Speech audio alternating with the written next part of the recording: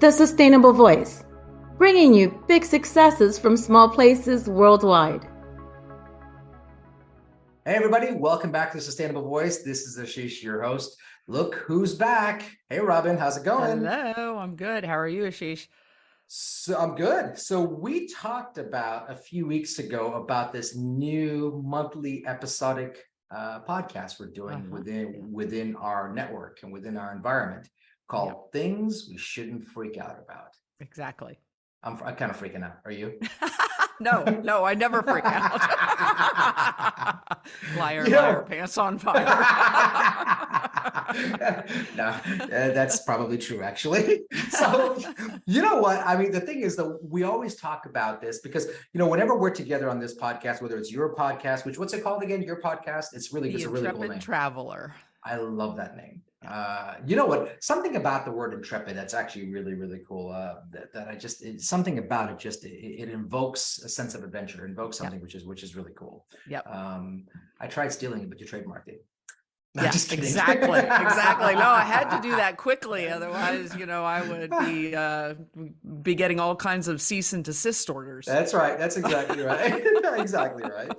Well, you know what? This is one where, as we start looking at the different levels of what we're doing, we always talk in this podcast about, sustainability and conservation, and that's still a core part of your podcast and mine adventure. Mm-hmm. But within this travel industry, there are things that happen that are out of our control every day. Yep. And the sooner we come to grips with the stuff we can control, the stuff we can't, the sooner we can start really enjoying what it is that we do. Right. And not just us, but the people we work with as well. So, well, I was just about to say the folks that we are helping to get on their way on their trips and everything. And the more prepared we can make them for what they can't control, the more fun they're going to have. You know what I was taught a long time ago, and I know that you and I have talked about this, that the only things we can really control in life is actions and attitude. We really can't control other things. And you and I have both seen how people sometimes just freak out over things. You kind of scratch your head and go, is that really worth that much energy being expended? Exactly. So yeah, well, I'll tell you what, let's go down this rabbit hole. There's a couple of things we want to talk about today. So welcome, first of all, everybody, to the first episode of Things You Shouldn't Freak Out About. Yeah. Robin, where are we starting? We are starting with the airlines. Oh, goody. So, yes, and I could go on a stream of consciousness diatribe here, but we'll try to keep it as focused as possible. Send it. Let's go. Come on. Send it. As focused as you and me can possibly be, that is. That's right. Send it. Come on. Let's go. Okay. All right. Well, the first thing is arguing with the airlines is pointless. So save your energy on that one. Right. My advice there is know there will be changes to your flight. Right. The further out you book, the more changes there will be. So just prepare. Every time you get an email that says your flight has been changed, sometimes it might only be by 10 minutes. It might not be a big deal. Sometimes they're going to send you one that says, we've rebooked you on a flight next week. And you're gonna go, you're like, what? Yeah. I can't get there next week. The trip will be over. So, this is a cooler heads prevail kind of situation. And you have to realize too that sometimes it's a machine that makes these mistakes, not human beings. That's right. And, having to call in and deal with the airlines, nobody loves it. That is a frog eating deal. Like that is the eat the frog thing. So I'm convinced that they make you wait for 3 hours because they want you to calm down before you talk to them. I'm convinced that 3-hour hold time is actually on purpose to go, all right, are you ready yet? No. All right, keep holding. How about now? You ready to talk now? No, keep holding. Yeah. I'm convinced. They're what they're hoping for actually is that people will forget who they're on hold with. And that they will have, like, their mind will have gone somewhere completely different. So by the time they're off hold, they'll be like, oh yeah, that's why I'm calling you. So anyway, but yeah, so back to the point. Things are different with the airlines than they were in 2019 the beginning of 2020. And they're going to be different. That's right. Maybe forever, but definitely for a long time. It's going to take time for That's right. the airlines to get experienced people, or the new hires, to become experienced. So many people left that industry, Right. and there's new pilots, there are new desk agents, there are new baggage handlers, there are new flight attendants, you name it. There's new people everywhere. So I think, need to realize that this is one of those things that's out of our control. We That's right. cannot, we can't control who picks up the phone on the other end, and you just have to deal with it the best you can. And being kind and polite will go a lot further Absolutely. than being Absolutely. rude and losing your cool. Well, and I can't wait to hear what story you have about this. But I mean, with the airlines. But when we talk about sustainability and conservation and whatnot, the basis of that is being a good human being. Yeah. Right. Yeah. Don't be that guy. Don't be Yeah. that person. Yeah. Don't be that person that's just passive aggressive. Yeah. That it pretends to be nice and is just absolutely passive aggressive and is, could tell that they're using somebody. Don't be that person, right? You can't turn around and say that, look, I believe in conservation and I believe in being a good human being, and then turn around and behave like that in an airport. That just doesn't make sense. Well, all right. Give me your airline story where you were the better person, and I'll give you mine. Oh my gosh. Actually, you're going to favorite. have to go first, because I'm going to have to like give it a minute to pick which one. Well, I'll tell you what, I have two that are short. Okay. All right. That are there. All right. So the first one actually happened to me on the way to Africa. I was flying an airline going through Istanbul, and I got to the airport and they said, listen, your flight's been delayed. You're going to miss your connection. You're going to be arriving 2 days later into Tanzania. Okay. So probably level one is like, oh my gosh, wait a second, I can't get through this later. No. But it took about 30 seconds to go, okay, do I have any other choices? Well, you can go through, and it was like 10 stops. Like, I'm not doing that. I'm like, all right, so what about this? Okay, don't worry, it's perfectly fine. It's perfectly fine. You could tell the gate agent was being yelled at by every single person in front of me. And she's like, I'm sorry, the flight got delayed leaving Istanbul. Like she had any control over it. Yeah. So I said, you know what? Don't worry about it. It's okay. Look, I'm sorry you're having all these difficult conversations. If you have one that the person's just understanding, just remember my conversation, because I'm totally fine. You never know what happens, right? So I contacted a friend of mine who runs a company in Istanbul and said, listen, I'm going to be stuck here for 2 days. The airlines give me a hotel. I really don't want them I don't think they're going to get the hotel right. Plus, what am I going to do? Sit around the hotel? Can you help me out? He's like, yeah, we could do this. Long and behold, I get down to the Grand Bazaar in Istanbul, in the old city. And this is where James Bond, I'm a huge Bond junkie. I'm a James Bond junkie. Right. And this is, I choose to ignore the Roger Moore years, and I choose to ignore the George Lazenby years. And I definitely have erased the Timothy Dalton years. But you're really digressing here. Yes, I am. But let me get back to this. So, come back, Ashish. Here's what happened. So I get there and I said, listen, this Grand Bazaar looks really fun. I go, wait a second, Skyfall was filmed here. He goes, yeah, Skyfall. This is probably one of the greatest Bond movies ever made. And I go, okay, let's go here. So my friend basically says, hey, wait a second, let me make a few calls. I get to the Grand Bazaar and I get up to the rooftop, special access, and I walk with security guard on the rooftop of the Grand Bazaar where they actually filmed Skyfall. This is a scene where James Bond was that's cool. riding the motorcycle. I'm jealous. Jealous. All right, so let me tell you what happened, okay? I got back to Istanbul. I got to Kilimanjaro, got 2 days later, made the best of it. Everything was fine. When I got back to the airport here stateside, I went upstairs to look for that gate agent. She was there. I walked up to her and I said, I wanted to say thank you. She goes, what for? I said, you postponed me for 2 days because something is out of control. Let me tell you what I did with that time. And I showed her. She was in tears. I said, I just wanted to say thank you. Because of you, I got to live out a childhood fantasy, including having a video on top of the Grand Bazaar. And I literally on the video said, anybody got a motorcycle I can borrow? I even got to ask that as well. So the second one was just happened on the way to Canada. This one was just getting rid of somebody who was just a complete idiot. So he was basically passive aggressive, yelling at everybody, whatnot. So he was trying to board the plane. We were zone 3, zone 4, whatever it was. Get down the gate. And I literally, the pilot's there, the flight crew's there. And I put my hands and I go, stop. And I looked at him, I go, listen, the guy in front of me needs to get seated down. This is what I'm saying to the flight crew.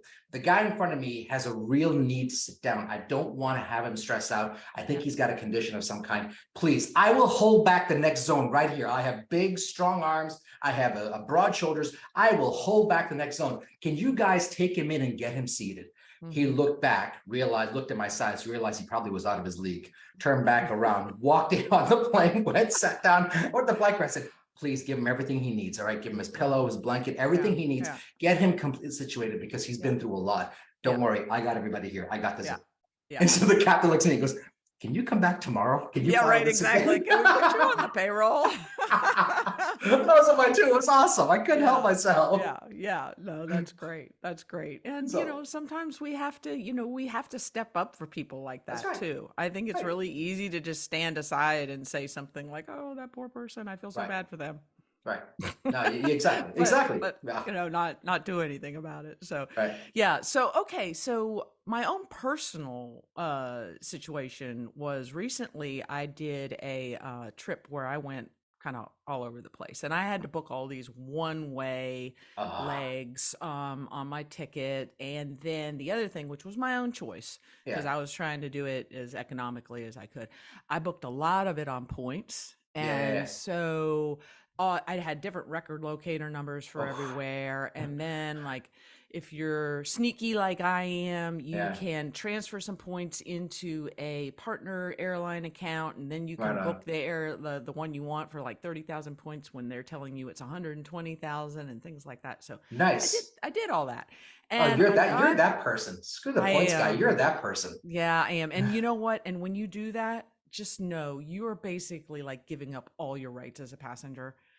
You're not going to get your upgrade. Your status is not going to be, valued, all of those things. When you book with points, you're kind of like persona non grata. They want to give you the, incentive to do that. But at the same time, they don't really want you to do that.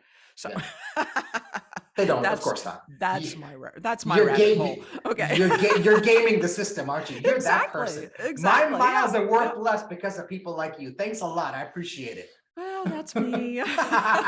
Anytime. You wrecked the curve. Thanks a lot, Robin. You wrecked the curve. So I arrived in Qatar, Doha. No problem. All the legs up until then, everything had been good. But then I go to leave Doha. And they're looking at my, you have to go in through the security, and you have to have either your QR code or a printed ticket or whatever. And so the first guy waves me through. I get into the airport. Well, from there it was downhill. It was like, wait a minute, you're booked on Iberia Airlines. Iberia doesn't fly to, Qatar, to Doha. So what are you doing here? And I'm like, no, it's actually Iberia is a codeshare partner with Qatar Airlines. Well, there was a few language barriers as well, a few things. So, I kind of I was really glad I got there early, because I was sent to probably 4 or 5 different desks. And oh my gosh. And finally they send me to thank goodness they actually had an office that was staffed and manned, and I go in there and they had to print something out for me that I then had to take back to the check-in. And they said, just, go back to the same person. Right. And I was like, oh, it's going to be tricky. So, because there's like 25 people, which is unusual these days at any airport to see 25 people checking people in for flights, but there were. Anyway, I finally did that, being polite, telling people I need to actually go to that person, blah, blah, blah. Well, it finally worked out fine. And I, got there, got it done, got to my next stop, which was in Kenya. And all was good. But, there was a lot of opportunities where I could have lost my, what. And but that wouldn't have helped. Right. Like there's nothing that would have been accomplished by me freaking out. Right. So, again, it's just, you have to be that cooler heads prevail mentality. You got to think it through. And I think you also have to think about it from the side of the other person. It's a human being. Well, not only that, but like I did all these bookings through a machine. Right. There wasn't a human involved in any of these bookings I did.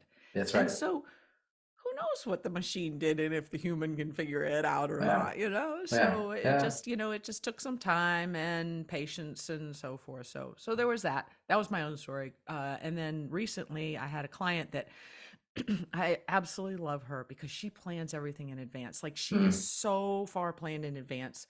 We have booked her into 2024 already. Oh, that's awesome. And she has got everything planned out. She like wants to book the tickets for that trip. And I'm Yeah, like, yeah. they're not even online yet. We can't, we can't do that.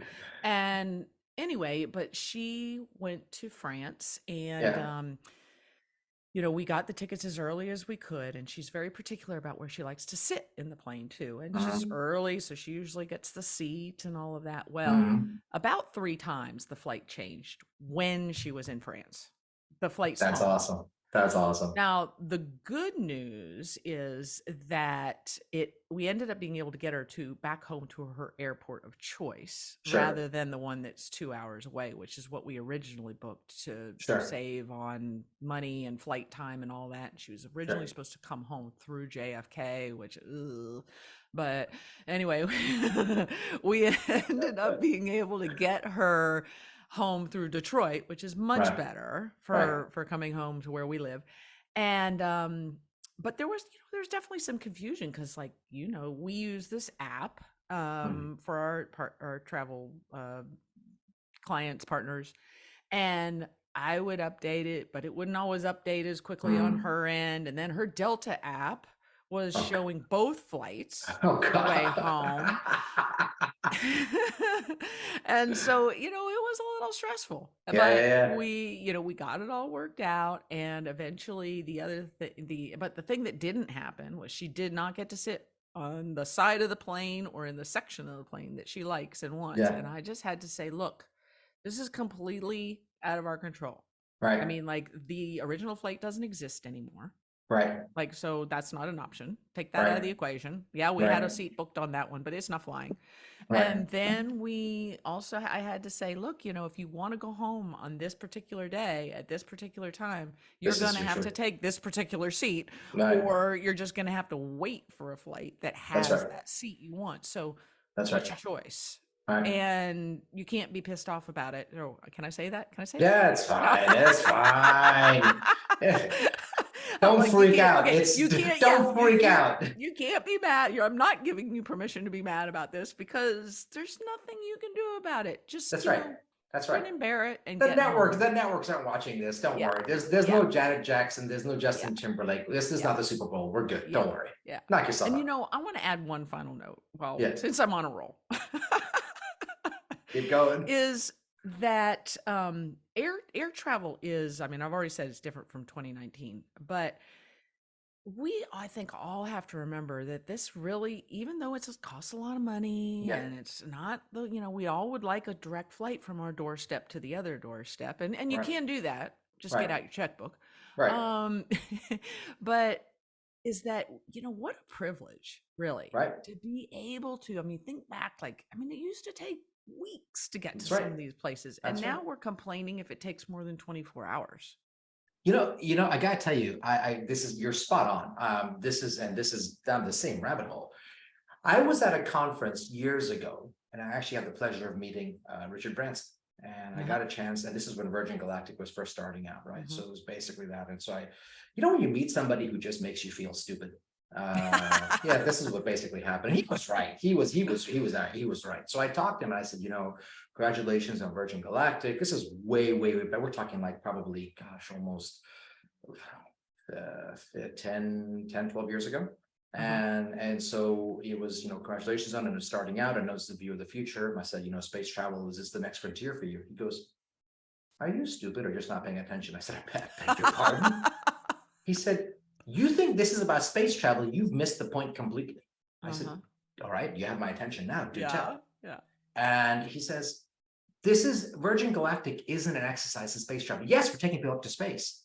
He said, it's an exercise in aviation at higher altitudes. He goes, if we can figure out how to fly at 85,000 feet in a commercial liner, right? Or 100,000 feet at the, edge of the stratosphere, whatever the case, right? In a commercial liner where A, the fuselage can take it, B, your human being, the human body can take the G forces at that speed. I can get you to Sydney in time for lunch. I can get you to London and back on the same day.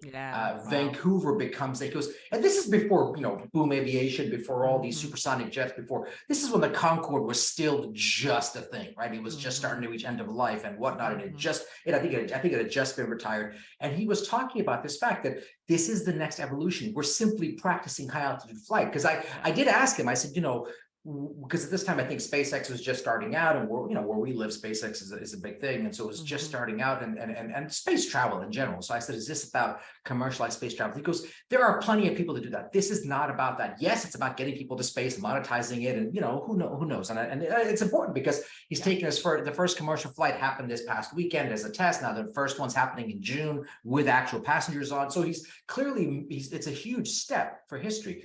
But when he said to me, he goes, you must be stupid. I said, or just not paying attention. I literally stopped and I said, I think he's actually right. I must be, because I'm missing something. Clearly, I'm a pretty sharp guy, and I missed this. And this was not I'm going with the you just weren't paying attention part, because you're not stupid. Well, I mean, I have my moments. So we all do. We all do. We all have a stupid attack every now and then. But that's the thing, is this wasn't even on stage where he can embarrass me in front of like hundreds of people. This was backstage, just talking because I happened to bump into him. Yeah. I don't know what security guard wasn't paying attention, where or what handler wasn't watching, but I'm pretty hard to miss. And I don't know him personally, but I just got to him. And he's the most down-to-earth guy. Yeah. And he was, when we got to talking, he said, when he explained it to me, it was like a light bulb went off. And I said, that's incredible. Then I asked him a question. I said, what about fuel? He said, now you're asking the right question. Yeah. And we left the conversation there. I think I was doing it. But he asked that question. He goes, now you're asking the right question. Yeah. So it does still bleed back to sustainability. But when he said that, it was thought-provoking. And yeah, like exactly as you said, it's a privilege. It is still a steel tube that we're getting into, but it is a privilege. I joke with people, sometimes just the fact that, when people get on the plane, they're like, oh, well, I'm going to turn left and I'm going to sit here and my bed is like this and the seat's like this. And I just stop and go, it's a steel tube with wings on it. I just want to make sure you know that it's still a steel tube. The window is still the window, right? Yeah. But what Richard Branson said, and I'm not name dropping him, just because I think no, you've only said it like 4 or 5 times. What, Richard Branson? Yeah, I know. Sorry. Rich, how's it going, man? My buddy Richard. My friend. I didn't say my friend Richard, because I don't know who he is, and I'm pretty sure his security has my picture up on the wall saying, "Don't let this maniac near him again." So, all right, let's move on to the next topic. Yep. Okay. What is it? What's the next topic? The next one is one that you and I have experience with. Last minute itinerary changes. Yes. Guide not showing up, or tour not showing up. All right. You've been raring to go on this one, so go ahead, knock it. Go ahead, send it. Well, again, it's there's always going to be that danger. I mean, some people are going to flake out. Some people are going to see the wrong day on the schedule, whether that's your client or the tour guide himself or your driver, or sometimes if you're waiting at the airport to be picked up after your flight and you're not finding a driver or something, sometimes, I don't want to encourage people to like go down the whole rabbit hole of assuming the worst, but sometimes there's car accidents. Sometimes there's things that just happen. So don't just automatically assume that you've been dissed or that you've been dropped or that you've been forgotten or, whatever. Think to the times maybe you've made the same mistakes where like, I've looked at my calendar and been like ready. I have sat on a Zoom call waiting for the host to let me in. And been like tapping my I was the host. Like going, come on, and then I look at my, make sure I have the right Zoom link and all that. And I was like, oh, I'm here on the wrong day. No wonder they're not letting me in, So it's to take a deep breath. First off, let's make sure that we've got, our itinerary correct, that we're where we're supposed to be on the right day. Then start making calls.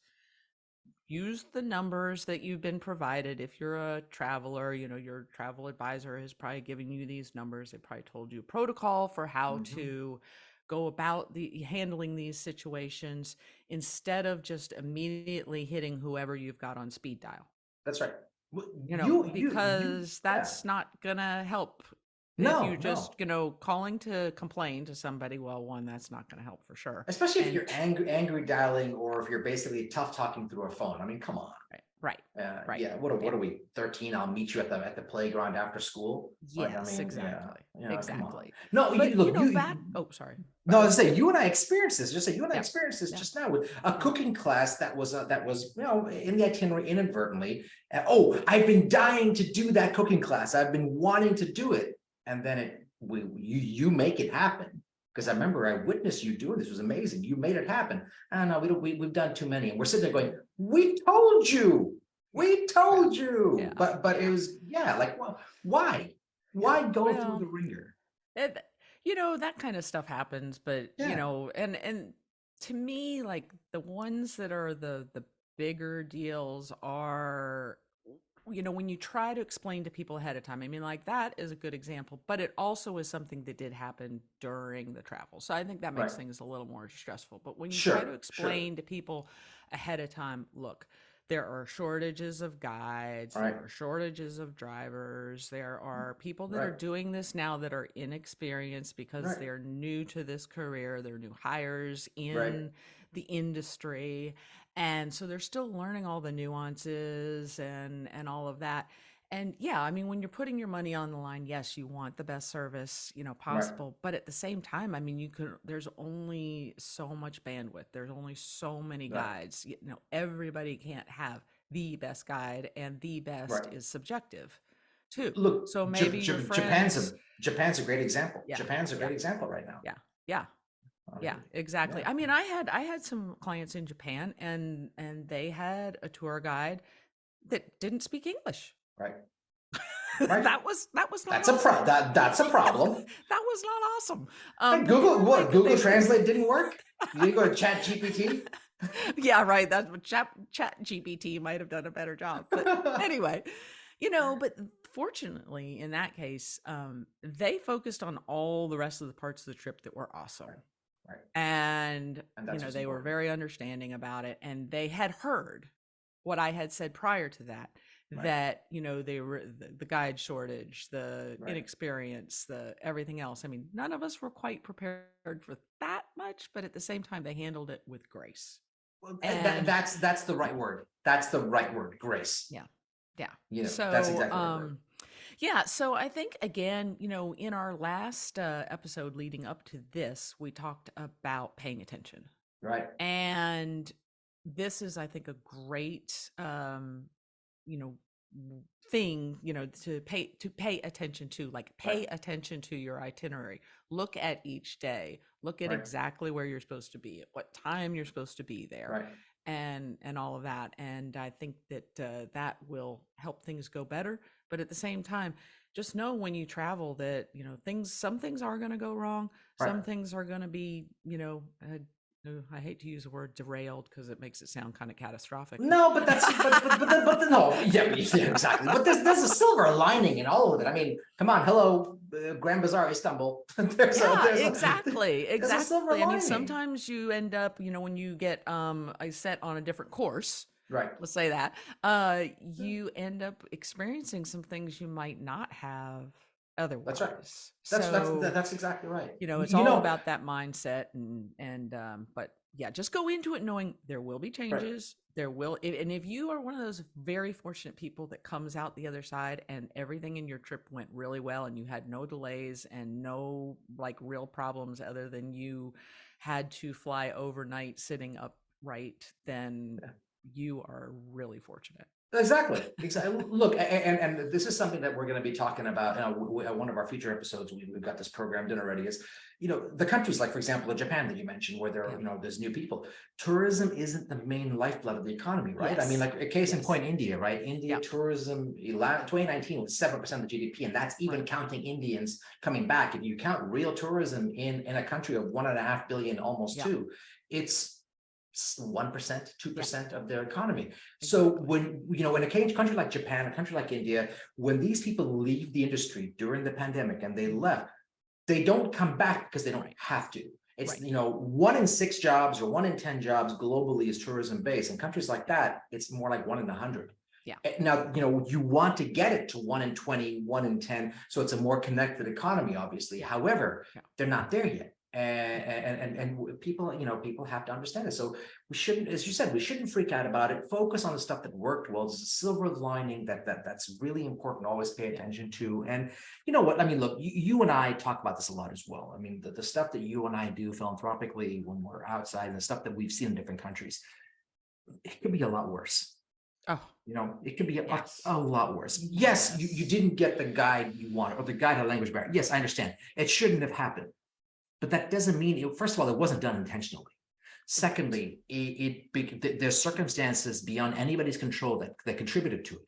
I say this because, like, for example, now this whole rage of electric vehicles, you start looking at the biggest concern is now build quality of these vehicles and everything else. It's the same thing. Like, if we're gonna, for example, there's one particular company, people complain nonstop about just how shoddy the build quality is, but they still buy them in droves. Right. So you're clearly willing to accept mediocrity when it comes to that, but you won't do it here. I'm not saying that we should accept it. I'm not saying at all that's the case, but we should at least be able to understand, to process, to comprehend, and then be able to react with information in hand versus just firing both barrels and seeing and then thinking later. Yeah, exactly. And the other thing is I think you just made a really good point without even knowing it, is that, if you are going, what's more important, the price point or the quality? Right. You can't have both most Can't of the have time. both.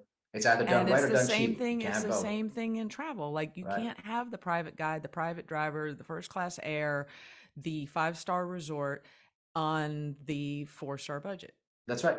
That's right. What's the phrase? Champagne tour beer budget. You can't have Yeah, that. If you want champagne, you got to pay for champagne. exactly. That's exactly right. No, especially when it comes to communities and whatnot. No, this is look, and this is so key, right? I mean, just because of the fact that you and I both know some of the same guys, and we know what kind of duress they work in hotel management and hotel staff. We know what kind of duress they work in, and we know what they have to deal with, and they're doing their best. Right? They're so grateful to have you there, but they're doing their best. We have to remember that they had essentially, these are all basically global gig workers that lost their job for 2 years. Yeah. In the case of Japan, it's 3 years. Yeah, absolutely.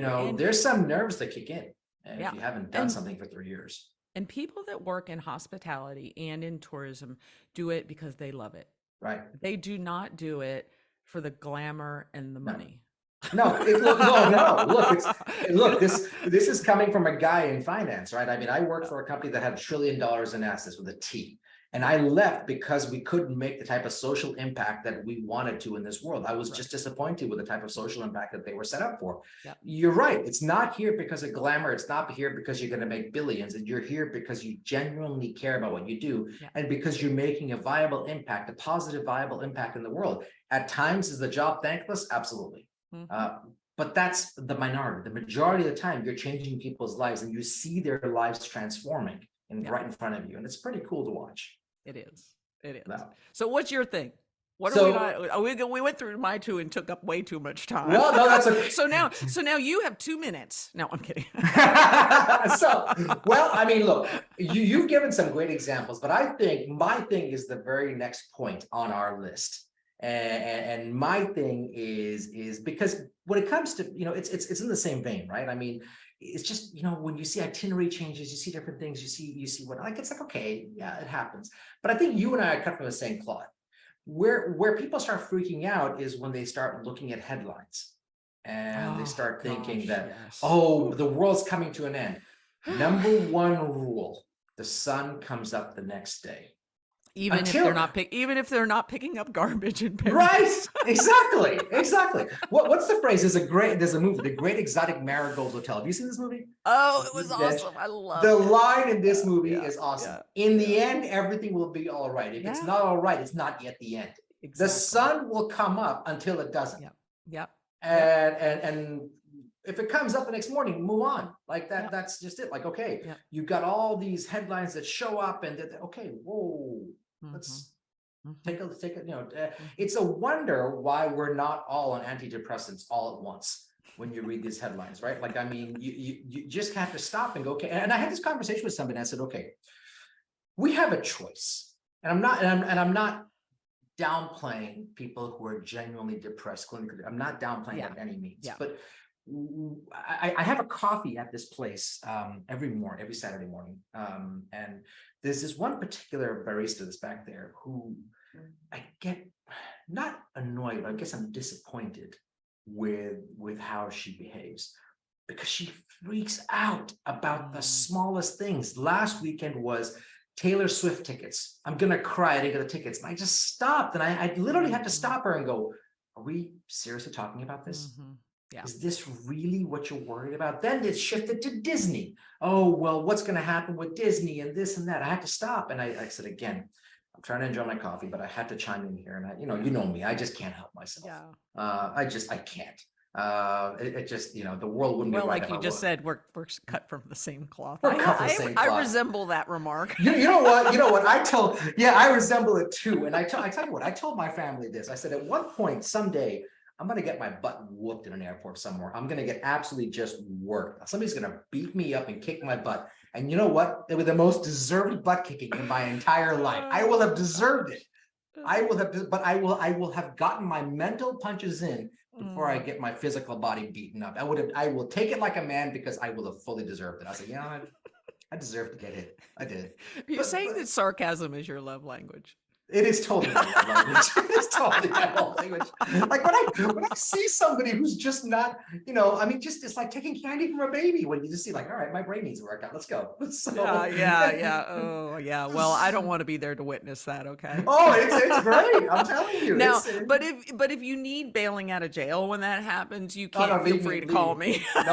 I will. If I do get taken away for the night, I will have earned it. I will have absolutely. My theory. No, is I know that, but I'm saying that I'll be that forgiving. Oh, Perfect. That will come bail you out, well, if you need it. You'll be right next to me, locked up next to me. So I don't know who's going to bail you out. Well, probably if we're on the same trip, yes, Absolutely. that's probably true. So. Well, I have people who are like, I think we should fly together. Now I know why they say it. Yeah. So it's there. But this is one. But this barista is just going crazy about, well, look at what's happening with Disney, and look what's happening with this and that. And you have to stop and go, okay, listen. It's Saturday morning. It's a beautiful day outside. I'm having this amazing coffee. I'm having this amazing breakfast. Let's just take a step back. Yeah. And so I started talking take your head out of the news cycle for just a minute. Look at your surroundings. Look at the people that you have in your life that love you and you love them. And look at it's the gratitude thing. Let's look at the good for a bit. Yeah. Well, so I couldn't help myself. I stopped and I said, Taylor Swift can't hear you, but I can. I couldn't help myself. I said, Taylor Swift can't, but I can. And I just stopped and I said, you are going on about these things. And I started talking about some of the things that we see around the world, that you and I both see, right? People really suffering. Yeah. And I said, they would wish that Taylor Swift was the biggest problem. They would wish that seeing Disney getting into a lawsuit with the state governor is the worst thing that happened to them. It's not. It's just it's the icing on the cake. What they're going through is 1,000, 1,000,000 times, even infinite times worse. Yeah. And we have to take stock of that. Yeah. So the things we shouldn't freak out about, my thing is Disney versus the world. Okay. I love it. Yeah. Look, I live 2 hours away from Disney. I'm the first one to call it the evil empire, but that doesn't mean that I dislike it. But it's seriously the fact, like, I mean, it's not like Disney's all bad just because, I mean, you think about like the whole Make-A-Wish program at Disney. Right. How awesome is that? I mean, there's a lot of things like that do happen, and Disney does do a lot of goods. But yeah, I think that's such a good point about, just thinking about what information we're taking in. Are we checking, is it credible information? And are we just taking it at its word and just reading the headlines and the sky is falling? Right. Exactly. And well, not only, and then the other part is like, okay, how does this actually impact any of us? Yeah, okay, it may have an impact tax bill wise if you live in Florida, but beyond that, does it impede you from getting out of bed the next morning? Right. Does it impede you from living your life, right? If something impedes you from living your life, I agree, do something about it. But if it's not impeding you, okay, Bob Iger's is going to be 10 cents, his stock price is going to be 10 cents lower, which means he won't be a trillionaire, he'll be a billionaire. All right, cool. I'm okay with that. Poor I Bob. mean, poor Bob. Exactly. Like it's just, look, and we have to, the thing that, and I asked this person is, I said, okay, you're freaking out about Disney. Let me ask you a question. Do you have kids? She's like, no. I said, do you have nieces and nephews? I said, yes, young ones, yes. Would you take him just to go see Mickey Mouse? Well, of course. I go, well, then this conversation's over. Yeah. If you would still go to see to the mouse, you would Yeah. still go to the mouse house, you would still go to see Mickey. And that mouse, by the way, forget the Treasury Secretary. That mouse, I'm convinced, is the most powerful person in the world. that mouse, I'm convinced that mouse, you know what? Forget handing monetary policy to world leaders. Give Mickey Mouse on monetary policy. Let that mouse do it. Global monetary policy. I'm telling you that mouse will be able to do it. He'll explain M2 and M1 money supply lines to everybody. All right. So, okay, here's what we've solved the world's problems today. Mickey Mouse will be in charge of the world's problems, and Chick-fil-A will take over the U.S. government. And all will be well. And all will be well in the world. That's right. I just want to hear somebody come and say, here's your tax refund. I mean, oh my gosh. But I think that's just it. Like, I mean, when we start looking at things, again, it's in the same vein. We're talking about airlines, itinerary changes. We start demonizing something like Disney, or even not just Disney, but large corporations as a whole, right? So I mentioned you, right? So I'm a regional member of Global Tourism Council, and we've had people come up there and talk about just demonizing large companies like Disney and saying they're the problem, sustainability is not happening, and we have to stop them and say, listen, 1 in 10 jobs worldwide come from tourism, and if they're done the right way, they're contributing quite well. Yes, are there places to improve? Absolutely, but it's not like lack of trying. What's happening between Disney and any state government, whatever the case, look, whatever's happening is beyond our pay grade. Whatever's happening is tit and tat, back and forth. I mean, we can't lose track of the fact that the former CEO of Disney lost his job because of this fight. And the old CEO came back, right? So whatever's happening is bigger than what you and I see, right? It's bigger than what the headlines see. What we're getting is a snapshot. We have to believe that this goes 20 feet below that. And there's so much more to this news that, because otherwise we would have heard about it for 30 years, right? You think about any kind of strife anywhere in the world, whether it's political, whether it's economic, whether it's geopolitical, it's something that has been in place for 40 years, whether it's Kashmir, whether it is, a civil dispute between the, Falkland Islands or whatever the case, it's been there for decades. Yep. This hasn't been an issue for decades. This just happened this year. Yes, so clearly something is brewing that we don't know. So what are we doing freaking out about it? Right. The sun's up. Right. The sun's come out the next day. Yeah. It's painting across my face like a zebra right now. But it's there, and I think we can't lose stock of that, especially considering what you and I have seen in this world. Look, I leave for Colombia tomorrow. I'm going back to see these things again, and I'm so jealous. I figured you would be. But I think that's what makes this so important. Yeah. That's what makes this where we just, like I said, we need to make sure we don't lose track of this. We don't lose track of what's perspective, right? And that's, I guess, what we're saying here, right? Is the things we shouldn't freak out about is that we should never lose perspective. Yeah. Of what's around us. Did I get that right? Absolutely. Absolutely. Right. It's just not worth freaking out about things. And bottom line is, if you have no control over it, you really can't. Well, you can, but you shouldn't. Out about it. So if they are, I will ask all those people freaking out what Richard Branson asked me, are you stupid or just not paying attention? Yeah. He can get away with saying that though. Yeah, I can. I might get punched. I told you, if I get my butt kicked in an airport, I'm going to earn it. It'll be something I want to earn this. And you know what? If I earn it, I mean, it's one where I don't know what you call it. I mean, you and I are cutting the same cloth in this sense that if we see some sort of an injustice happening where somebody's just treating somebody poorly, we're going to stand up and say something. We're going to stand up and say something because it's just not right. As you said, it's a machine that made this decision, but there's a human being now paying the price for that. And that person getting a verbal lashing for something that is out of their control, right? We're all humans. We're going to make mistakes. There's human error, right? I mean, that's just it. I mean, if we think about it, right? I was thinking about this. If we did make mistakes, we wouldn't discover things like peanut butter and jelly, Who's the person that made a peanut butter and jelly sandwich? Who's the person that made that sandwich and said, well, this is cool? Yeah. Well, that had to happen by accident.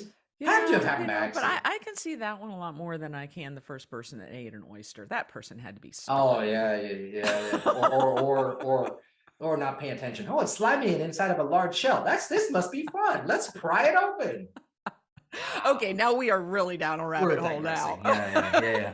Don't freak out. It's okay. I think we better call it quits for today. We better call it quits while we're we definitely should. Look, for our first episode of things we shouldn't freak out about, I think we covered a lot of ground and probably said some things we probably shouldn't have. So to everybody who was listening, we hope you enjoyed. And to everybody else, I'm sorry, not sorry. Yeah, I guess. Well, come back next time. We'll have some more things you should not freak out about. Well, we're going to be doing this every month. Every month, we're going to be having a new episode that talks about things we shouldn't freak out. And as you guys listen, if you guys like it, chime in, let us know that you like it. You know where to find us on Spotify and on Apple and on Amazon.